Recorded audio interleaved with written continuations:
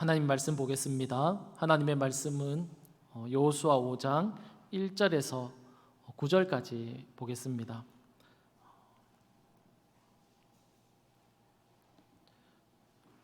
여호수아 5장 1절에서 9절 말씀입니다.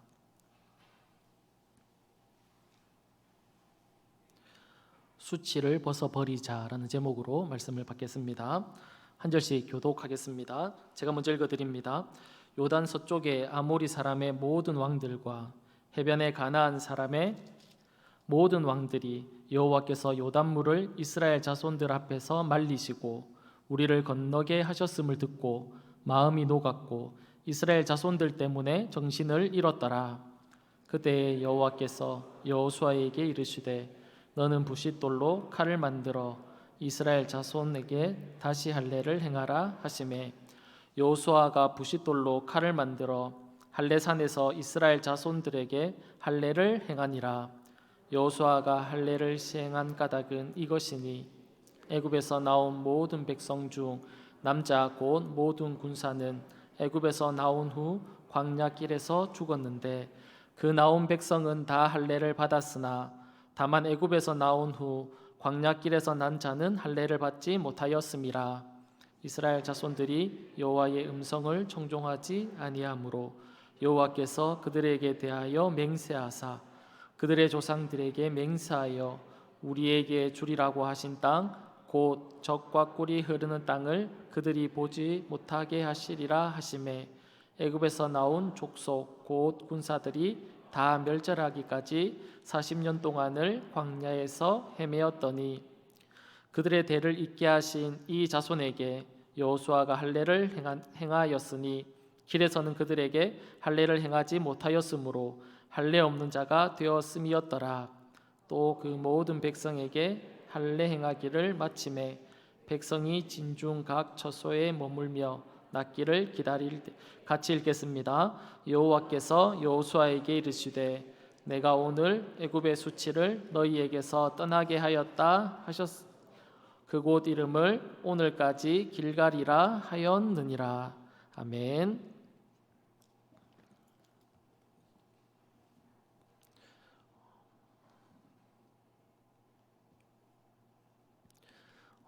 세계 2차 대전 때 영국의 워스터 처칠은 전쟁을 승리로 이끌었던 주역이었습니다. 처칠이 한 번은 옥스퍼드 대학의 졸업식에 연설자로 초청이 되었습니다. 영국 사람에게 그 자리는 아주 영광스러운 자리였기 때문에 어떤 말을 하면 좋을까 이렇게 고민을 했습니다. 학교를 졸업하고 사회로 나가는 학생들에게 어떤 당부와 조언의 말이 좋을까 고민을 했습니다. 특히 그 당시는 온 나라가 전쟁으로 인해서 혼란스럽고 어려웠기 때문에 이런 시기에 젊은이들에게 어떤 말을 해줘야 할지 고민한 끝에 연단에 올라 작은 소리로 천천히 그들에게 이야기했습니다. 여러분, 절대로 포기하지 마십시오. 그리고는 잠시 후에 조금 더 큰 소리로 이야기했습니다. 여러분, 절대로 포기하지 마십시오. 그리고는 다시 한 번 더 굳은 얼굴로 학생들을 향해서 절대로 포기하지 마십시오 라고 이야기를 하고는 연단에서 내려왔습니다. 그러자 모든 사람들이 기립하여 우레와 같은 박수 소리를 보내었습니다. 학생들과 졸업식 참석자들 뿐만 아니라 전쟁으로 인해서 두려워하고 있는 영국의 많은 사람들의 마음을 뜨겁게 만들었던 한마디였습니다. 그런데 오늘 본문에서는 이스라엘 백성들이 광야에서 40년이라는 세월을 보내고 이제 가나안 땅에 들어가고 있는 그 시점에 하나님이 이스라엘 백성들에게 무엇이라고 말을 하고 있냐면 워스터 처칠은 대학을 졸업하고 사회의 첫걸음을 내딛는 그들에게 절대 포기하지 말라고 말을 했습니다. 그런데 하나님은 이스라엘 백성들에게 무엇이라고 말을 했냐면 너희는 포기하라는 겁니다. 그것도 아주 철저하게 포기하라 그렇게 하나님께서 말씀하고 있다라는 것입니다. 이제 막 전쟁을 하려고 하는 이스라엘 백성들입니다. 그들을 응원하고 사기를 한껏 올려줘야 하는 그런 상황 가운데 하나님은 그들에게 너희는 포기하라 그렇게 말씀하고 있다는 겁니다.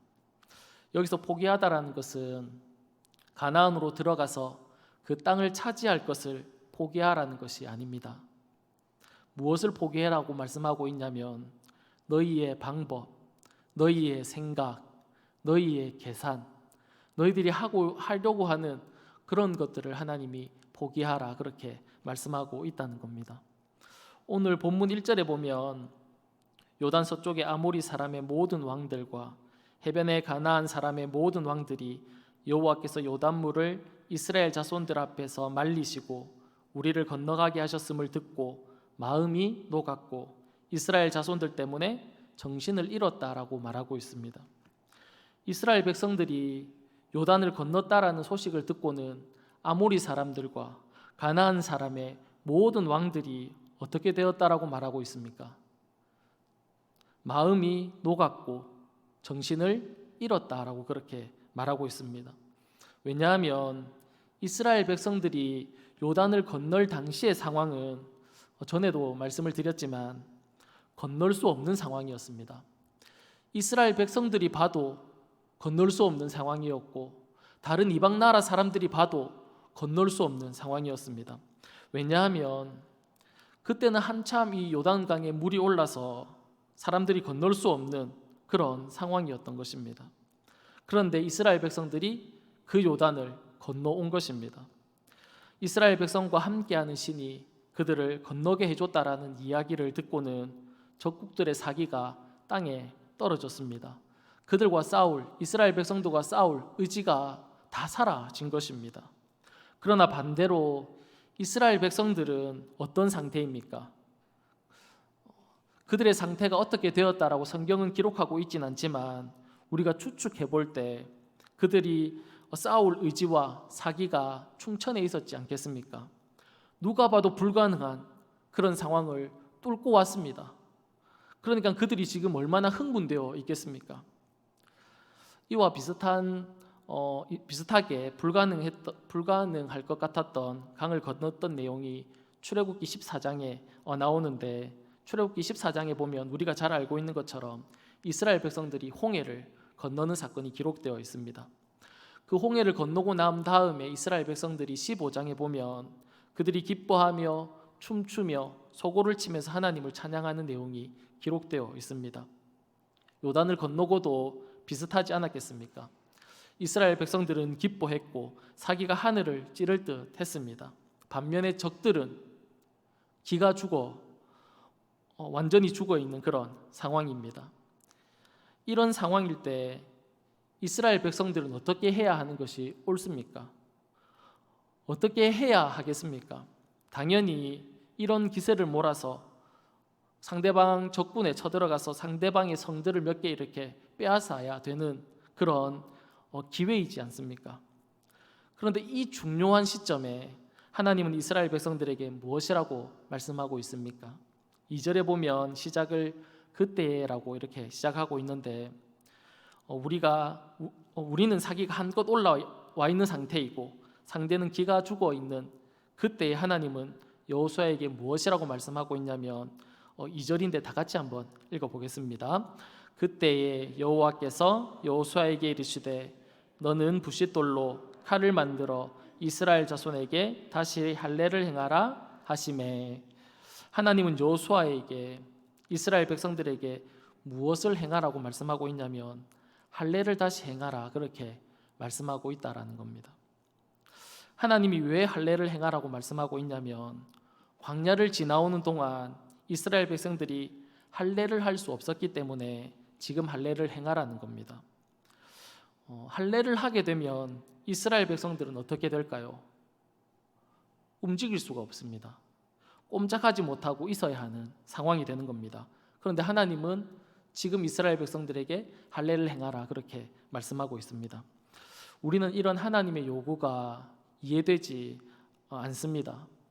지금은 누가 봐도 적을 향해서 공격할 수 있는 최고의 기회인데 공격하지 말고 할례를 행하라는 겁니다.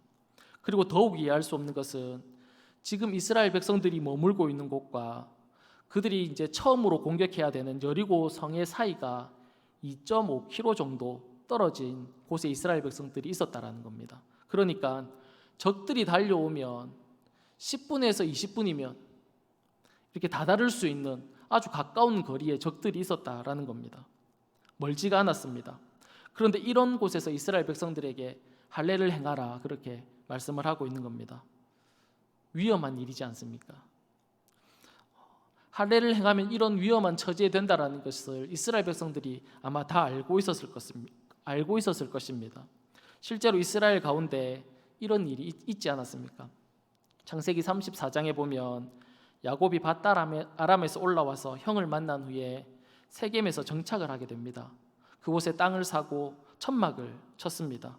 그때 야곱의 딸 디나가 세겜에 나갔다가 추장의 아들에게 이렇게 성폭력을 당하게 됩니다. 이 사실을 야곱과 그의 아들들이 알게 되지요.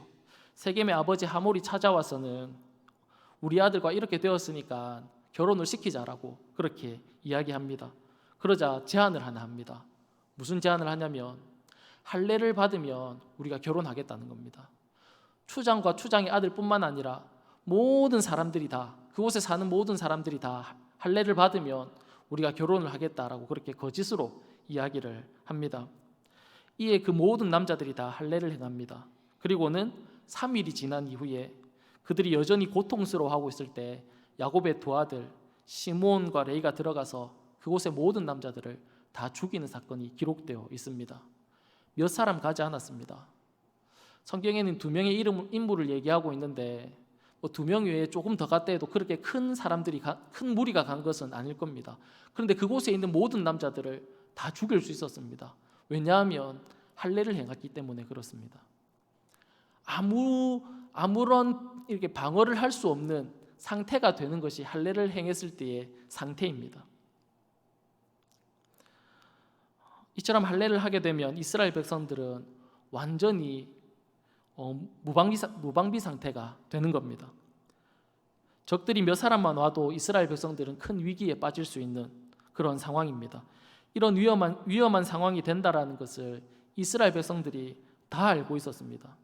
그리고 적들이 이스라엘 백성들이 무엇을 하는지 그들의 상황을 알아보기 위해서 정탐을 하지 않았겠습니까? 이스라엘 내부로는 못 들어왔다 치더라도 적당한 거리를 두고 이스라엘 백성들이 무엇을 하고 있는지 살피고 있는 그런 상황이지 않겠습니까?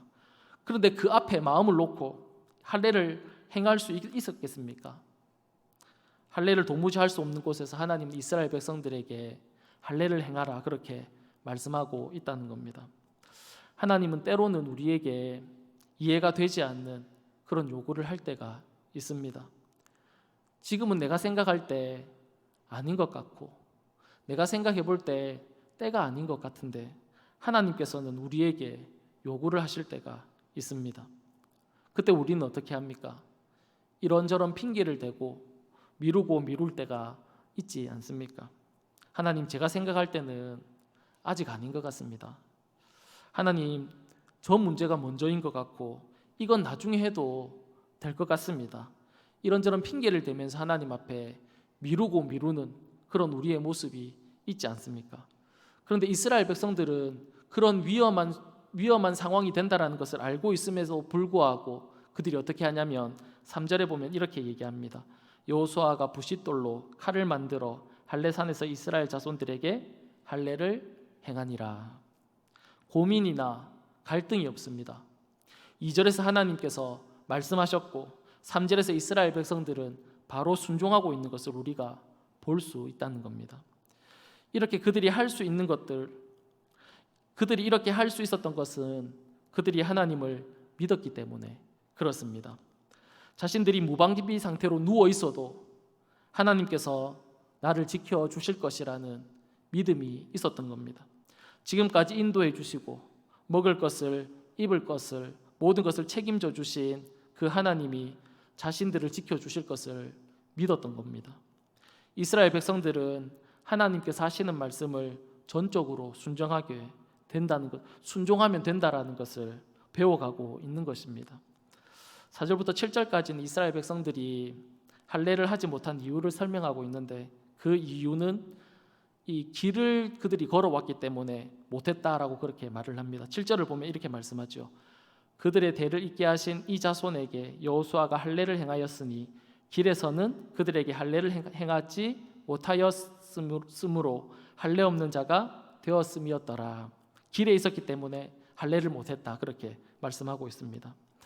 이스라엘 백성들이 애굽에서 출애굽할 때는 하나님께서 그들에게 할례를 행하게 하셨습니다. 그런데 광야 40년을 지나면서 할례 받지 않는 자들이 생겨나게 된 겁니다. 이 말은 할례 없이 그들이 살아왔다라는 겁니다. 이것은 하나님과의 언약이 깨어진 상태로 지냈다라는 겁니다. 왜냐하면 할례는 하나님과 언약의 상징, 표징이 되기 때문에 그렇습니다. 그러기에 하나님은 가나안 정복을 앞에 둔 그들에게 가나안 정복하는 것보다 먼저 무엇을 말씀하고 있냐면 할례를 행할 것을 말씀하고 있습니다. 이것은 다른 말로 하면 깨어진 관계를 하나님이 더 중요하게 여긴다는 겁니다. 하나님이 무엇을 중요하게 여기시냐면 깨어진 관계를 회복하는 것을 하나님은 더 중요하게 여기신다 그렇게 말씀하고 있는 겁니다. 백성들이 할례를 행하고 모두 누워 있을 때 주님은 여호수아를 찾아와서 말씀하셨습니다. 본문 9절입니다. 여호와께서 여호수아에게 이르시되 내가 오늘 애굽의 수치를 너희에게서 떠나게 하셨으므로 그곳 이름을 오늘까지 길갈이라 하느니라. 애굽의 수치가 언제 떠나가게 됩니까? 할례를 행하고 나니까 떠나갔다 그렇게 말씀하고 있습니다. 그러니까 애굽의 수치는 할례 없이 언약의 관계가 깨어진 상태, 할례 없이 살았던 삶을 이야기하고 있는 것입니다. 그런데 이스라엘 백성들이 다시 할례를 행함으로 언약의 관계가 다시 회복되고 갱신된 겁니다. 수치의 삶이 끝났다는 겁니다. 하나님에게는 이것이 중요했습니다. 길갈이 얼마나 위험한 곳이든지 지금 적군을 무찌르기에 얼마나 좋은 타이밍이든지 그것보다도 하나님께서는 더 중요한 것이 있었습니다. 그것은 무엇입니까? 깨어진 관계, 이스라엘 백성과 깨어진 관계를 회복하는 것이 하나님에게는 더 중요했다라는 겁니다. 그러기에 이 위급한 상황에 이해되지 않는 할례를 행하라고 하나님께서 말씀하신 것입니다. 사랑하는 여러분, 하나님께서는 우리와 친밀한 관계로 마치 포도나무에 가지가 붙어 있는 것처럼 하나님은 우리가 하나님께 딱 붙어 있기를 원하신다라는 겁니다. 그런데 우리는 하나님에게 무엇이 중요하다라고 말하고 있습니까? 하나님은 우리에게 요구하시는 것, 하나님이 우리를 보시면서 중요하게 여기시는 것은 우리가 하나님과 밀접하게 붙어 있는 것, 이 관계를 하나님은 중요시 여기는데 우리는 이 땅을 살아가면서 하나님에게 무엇이 중요하다라고 이야기하면서 살아가느냐 하는 것입니다. 내 자녀가 잘 되고 출세해야 되는 것, 아니면 내가 하고 있는 사업이 더 확장되는 것, 아니면 지금 기울어진 가세를 일으키지 않으면 다시는 기회가 없을 것 같은 그런 것들에 우리가 더 중요히 여기면서 살아가고 있지는 않습니까? 그러나 하나님은 그것보다 더 중요한 것이 있다라고 우리에게 말씀하고 있는 겁니다. 그것은 깨어진 관계를 다시 수립하는 것입니다. 우리가 이렇게 하나님과의 관계로 인해서 우리는 하나님 앞에 기도할 수 있고 하나님께서는 응답해 주실 수 있는 것입니다. 우리가 이제 옆집 아저씨한테 가서 자전거를 한 대 사달라고 하면 옆집 아저씨가 사줍니까? 사주지 않습니다. 왜냐하면 남인데 왜 사주겠습니까? 그러나 아버지에게 부탁하면 다르다라는 겁니다. 아버지는 사줄 수 있다라는 겁니다. 왜냐하면 자식이기 때문에 그렇지요. 하나님은 우리에게 관계가 중요하다 그렇게 말씀하고 있는 겁니다. 교부 신학의 아버지라고 할 수 있는 토마스 아퀴나스가 부르의 대작인 신학 대전을 쓰고 나서 하나님이 그에게 나타났습니다. 그리고 기도하는데 소리가 들립니다. 아퀴나스야, 너가 나에 대해서 참 좋은 글을 썼더구나. 너는 나에게 무엇을 원하느냐 그렇게 하나님께서 물었습니다. 그때 아퀴나스가 무엇이라고 대답했을까요? 이렇게 대답했습니다. 네 주님, 저는 오직 당신만을 원합니다. 네 주님, 저는 오직 당신만을 원합니다. 그렇게 그가 대답을 했습니다. 우리가 이렇게 되기를 하나님이 원하신다라는 겁니다. 우리가 이 세상의 어떤 것보다, 이 세상의 무엇보다 하나님과 밀접한 관계가 되기를, 하나님과 친밀한 관계가 되기를 하나님은 우리에게 원하시고 있다라는 사실입니다. 사랑하는 여러분, 우리가 하나님과 더 친밀해지고 하나님과 더 관계가 깊어지는 그런 삶을 살아가는 저와 여러분의 삶이 다 될 수 있기를 간절히 축복합니다.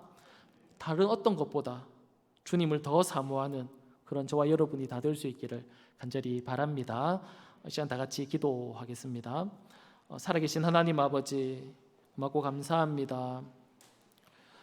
우리가 이 땅을 살아가면서 무엇을 더 중요하게 여기고 무엇을 더 귀히 여겨야 되는지 말씀을 통하여 하나님 우리가 들었습니다. 하나님, 우리가 이 땅을 살아가면서 이 세상의 그 무엇보다도 하나님을 더 사모하게 하시고 하나님의 관계를 더 중요하게 여기며 살아갈 수 있는 저희들의 삶이 다 될 수 있도록 하나님 우리 가운데 은혜를 더하여 주시옵소서. 그래서 하나님과 더 친밀한 삶을 살아내는 저희들의 삶이 될 수 있도록 주께서 은혜를 더하여 주옵소서. 고맙고 감사하며 살아계신 예수님의 이름으로 기도드립니다. 아멘.